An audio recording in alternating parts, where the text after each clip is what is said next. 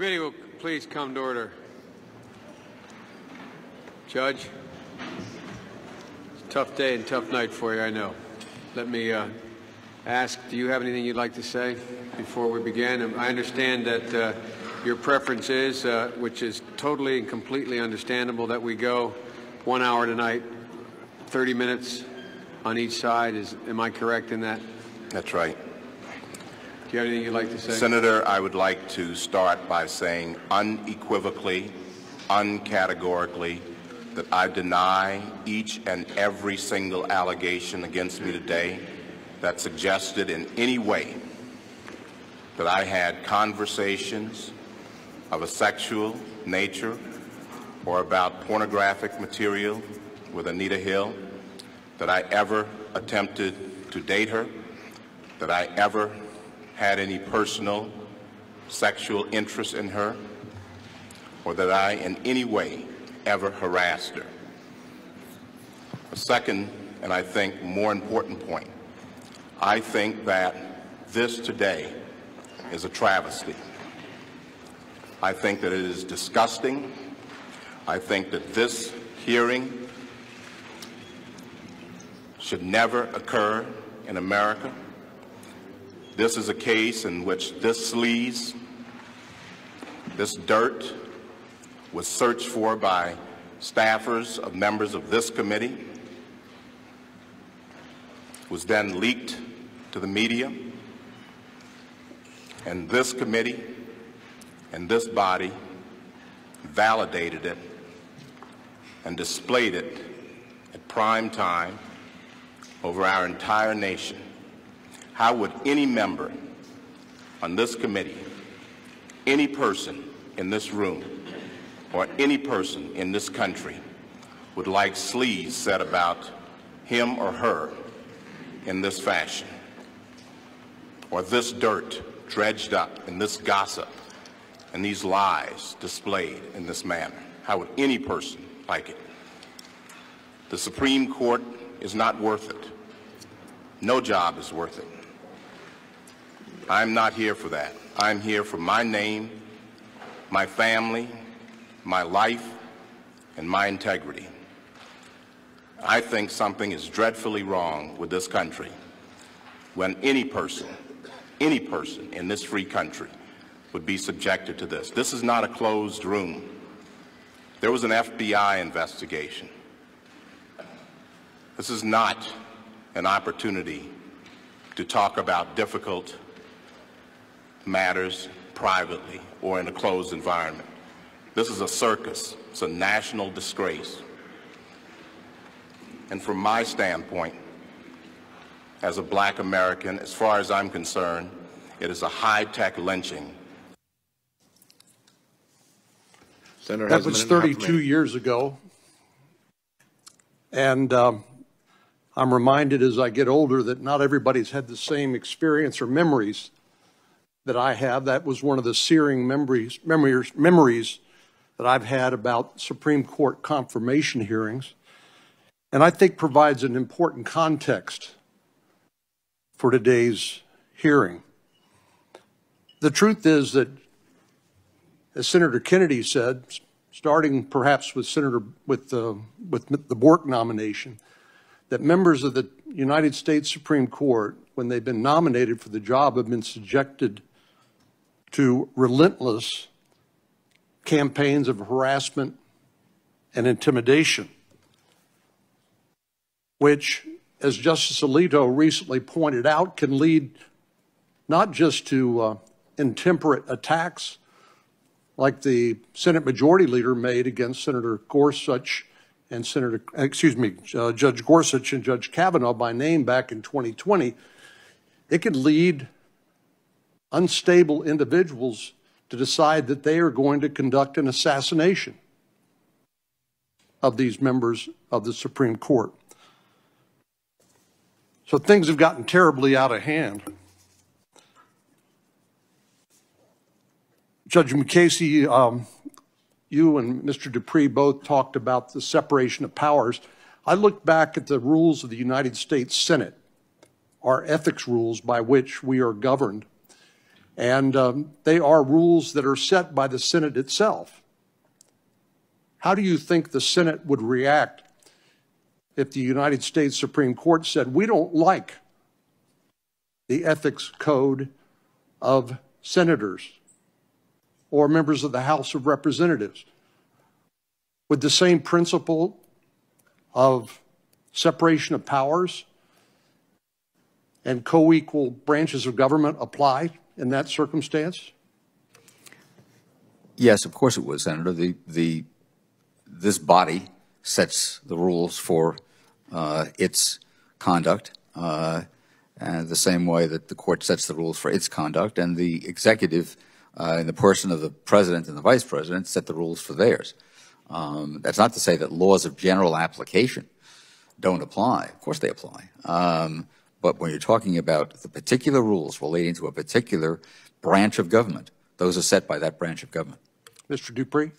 I agree with Judge Mukasey, and I would add, Senator, in response to your question about the importance of the separation of powers, I think it's important to underscore that the separation of powers is not some sort of academic concept that was invented by law professors. This is a concept that is structurally baked into our Constitution, and the framers viewed as absolutely crucial to preserving not just the independence of each branch and ensuring that the judiciary could act independently, but also to preserve freedom and individual liberty. And so the things we're discussing today obviously have, practical consequence in terms of granular information about data and disclosure and the like. But at the end of the day, what's really on the table is a concept that is absolutely fundamental to our constitutional structure and must be preserved.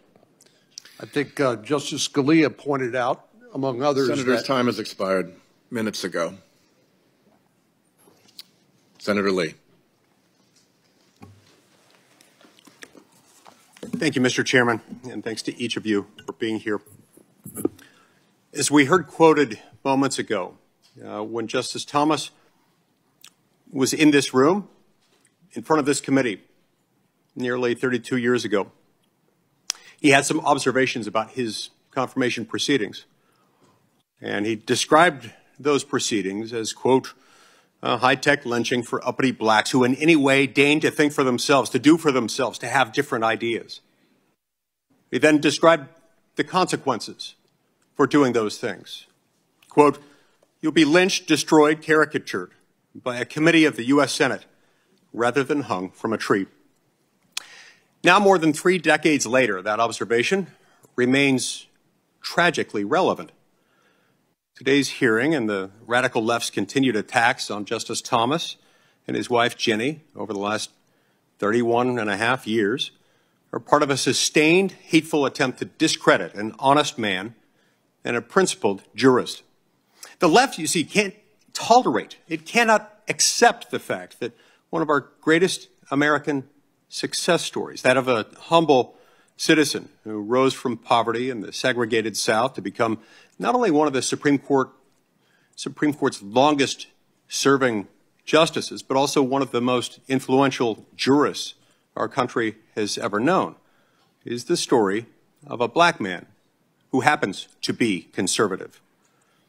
Now, those leading the charge against Justice Thomas would have us believe that he simply couldn't think for himself, that he can't think for himself, and so his wife and his white friends must tell him what to think. And the truth is, the left simply disagrees with his decisions and with the decisions of our current Supreme Court. And they obviously can't persuade the American people to adopt their radical policies through legislation, so they're attempting to destroy the court's credibility and intimidate the Republican-appointed justices and their families, starting with Justice Thomas. They're making clear that justices who disagree with them will pay a price. And it's a price that the radical left is determined to ensure is very high. This is all just a thuggish shakedown. Nice Supreme Court you've got there, America. Sure would be a shame if something happened to it. And don't just take my word for it. Remember what Senator Chuck Schumer did in 2020, went onto the steps of the Supreme Court, called out specific Supreme Court justices by name, referring to Justices Gorsuch and Kavanaugh by name, telling them, you've released the whirlwind and you will pay the price. You won't know what hit you if you move forward with these awful decisions. Then in August of 2019, 5 Democratic senators, including 4 members of this committee, submitted an amicus brief to the Supreme Court of the United States. An amicus brief in which it leveled a threat, saying, change according to what we demand, or else the court is going to have to be, quote, restructured in order to reduce the influence of politics. Since the leak of the Dobbs draft opinion 1 year ago today, the justices and their families have endured constant protests at their homes, their churches, even their children's schools. There was even an assassination attempt against Justice Kavanaugh. And of course, when I say the justices in this context, I don't mean all of them. I mean the Dobbs majority justices, as only the dissenters in that case have been spared the rage machine's bullying, threats, and intimidation tactics. As Justice Alito recently observed in his comments to the Wall Street Journal, it was the Dobbs leak that made Justice Alito and those of his colleagues who joined in his opinion likely targets of assassination. As Justice Alito explained, quote, it was rational for people to believe that they might be able to stop the decision in Dobbs by killing one of us. Astoundingly, with that conversation fresh in our minds, Democratic senators are now threatening to defund the Supreme Court's requested police protection of the justices and their families unless they adopt specific measures that those senators demand. All these tactics, of course, are meant to harass and intimidate the court, specifically the justices appointed to the court by Republican presidents, and force them to impose the left's radical policy agenda on the American people, not through the legislative process, but by judicial fiat.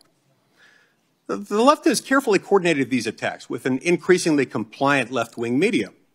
If you read articles from sources like the New York Times, Politico, and outlets like ProPublica, you'd think that the Supreme Court justices appointed by Republican presidents are universally reckless and corrupt, and those nominated by Democrats universally conscientious and virtuous. That bias becomes apparent both in what receives coverage and in what doesn't. One justice appointed by a Democratic president failed to recuse when her husband's law firm had cases before the court. One failed to disclose the sources of her spouse's income. One traveled for free with wealthy friends, including stays at the homes of prominent attorneys whose firms have cases before the Supreme Court. You wouldn't hear any of that from the biased media or congressional Democrats who conveniently point only to Republican-appointed justices when demanding their reforms to the court. No, I raise these examples not to accuse the court of being systemically corrupt or broken in any way. No, it's neither of those things. Let me just finish my statement if I could. I raise these things only to point out that Senate Democrats, left-wing advocates, and activists and their publicity outposts in America's mainstream media establishment never tell the complete story about this. And by telling only half the story, they reveal their true purpose, which is not to tell the truth, but to punish their political enemies. We cannot afford to delegitimize and denigrate the court in this way. It must stop. Thank you, Mr. Chairman.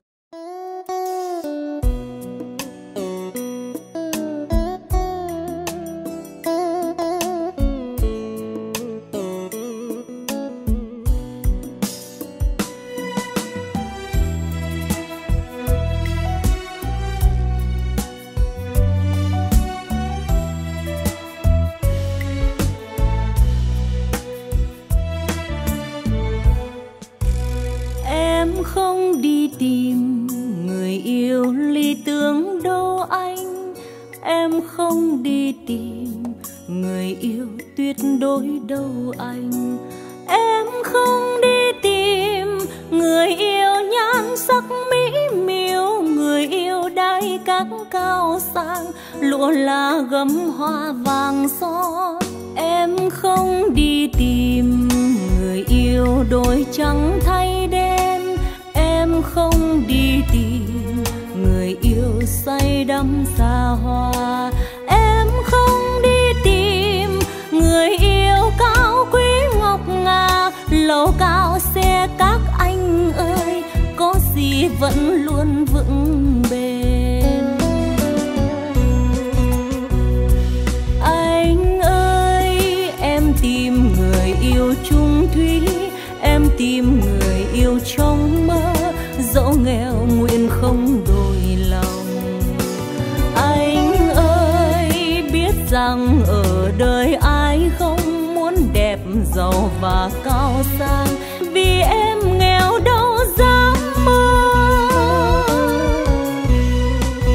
Anh ơi, em tìm người yêu không ước mơ cao, anh ơi em tìm người yêu thương mái tranh xiêu. Mãi đây cho dù rằng đời góc bế chân trời, cuộc đời bão táp phong ba, suốt đời có nhau bên mình.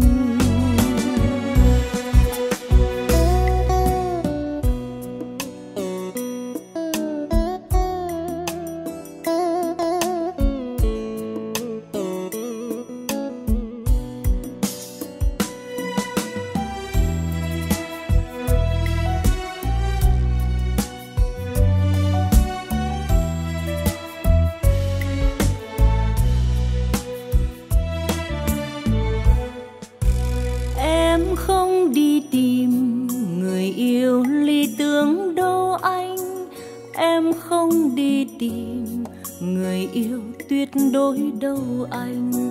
Em không đi tìm người yêu nhan sắc mỹ miều, người yêu đai các cao sang, lụa là gấm hoa vàng son. Em không đi tìm người yêu đôi trắng thay đen, em không đi tìm người yêu say đắm xa hoa. Em không đi tìm người yêu cao quý ngọc ngà, lầu cao xe các anh ơi, có gì vẫn luôn vững bền. Anh ơi, em tìm người yêu chung thủy, em tìm người yêu trong mơ, dẫu nghèo nguyện không đổi lòng. Anh ơi, biết rằng ở đời ai không muốn đẹp giàu và cao sang, vì em nghèo đâu dám mơ. Anh ơi, em tìm người yêu không ước mơ cao, anh ơi em tìm người yêu thương mái tranh xiêu. Mãi đây cho dù rằng đời góc bế chân trời, cuộc đời bão táp phong ba, suốt đời có nhau bên mình.